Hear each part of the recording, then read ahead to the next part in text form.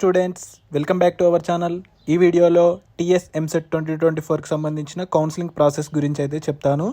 అలాగే కౌన్సిలింగ్కి సంబంధించిన డాక్యుమెంట్స్ ఏమేమి అవసరం ఉంటాయి అన్ని డీటెయిల్గా ఈ వీడియోలో చెప్తాను. ఈ ఛానల్కి కొత్త వచ్చినట్లయితే తప్పకుండా సబ్స్క్రైబ్ చేసుకోండి, వీడియోని లైక్ చేసి మీ ఫ్రెండ్స్కి అయితే తప్పకుండా షేర్ చేయండి. ఎందుకంటే ఎంసెట్ కౌన్సిలింగ్లో పొరపాటు జరిగితే కనుక మీ సీట్ అనేది పోతుంది. సీట్ ఒకసారి మిస్ అయిందంటే మళ్ళీ సెకండ్ ఫేజ్లో వచ్చినా కూడా అలాంటి సీట్ అయితే ఉండదన్నమాట. సో కంప్లీట్ గైడెన్స్ కోసం తప్పకుండా సబ్స్క్రైబ్ చేసుకోండి ఛానల్ని, అండ్ ఎప్పటికప్పుడు ఫాలో అవుతూ ఉండండి. కింద డిస్క్రిప్షన్లో టెలిగ్రామ్ ఛానల్ అయితే ఉంది, అందులో జాయిన్ అవ్వండి.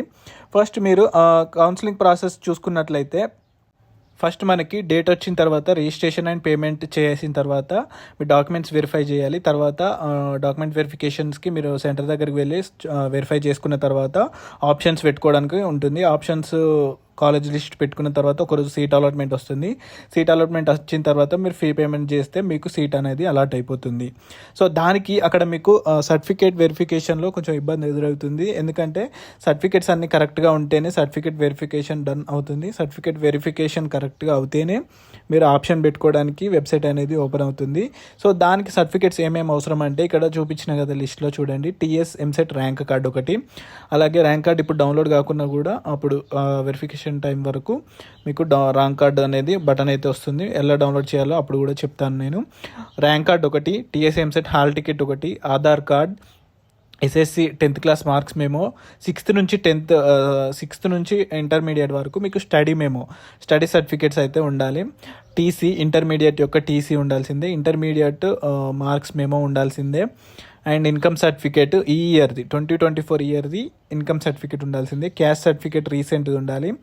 And residence certificate if the parents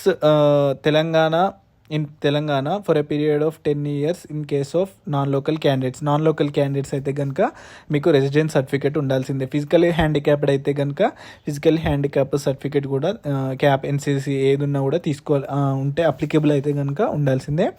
and residence certificate in the case the candidate has no institutionalised education, అంటే ఇన్స్టిట్యూషనైజ్డ్ ఎడ్యుకేషన్ లేకుంటే కనుక మీకు రెసిడెన్స్ సర్టిఫికేట్ ఇంపార్టెంట్. అలాగే పేరెంట్స్ ఎవరైనా 10 years ఆఫ్ పీరియడ్లో తెలంగాణలో లేకుంటే కనుక మీకు కూడా రెసిడెన్స్ సర్టిఫికేట్ అయితే ఇంపార్టెంట్ అనమాట.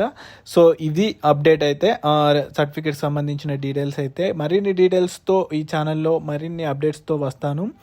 ఈ ఛానల్ని తప్పకుండా సబ్స్క్రైబ్ చేసి బెల్ బటన్ నొక్కి పెట్టుకోండి, ఎందుకంటే ఎక్కువ శాతం చూసేది నాన్ సబ్స్క్రైబర్డ్ స్టూడెంట్సే చూస్తున్నారు. అండ్ ఇక్కడ ఇంపార్టెంట్ ఏంటంటే ఇన్కమ్ సర్టిఫికేట్ 2024ది ఉండాలి, ఈ ఇయర్ది రీసెంట్ది అయితే ఉండాల్సిందే. సో ఇది అప్డేట్ అయితే. Thank you.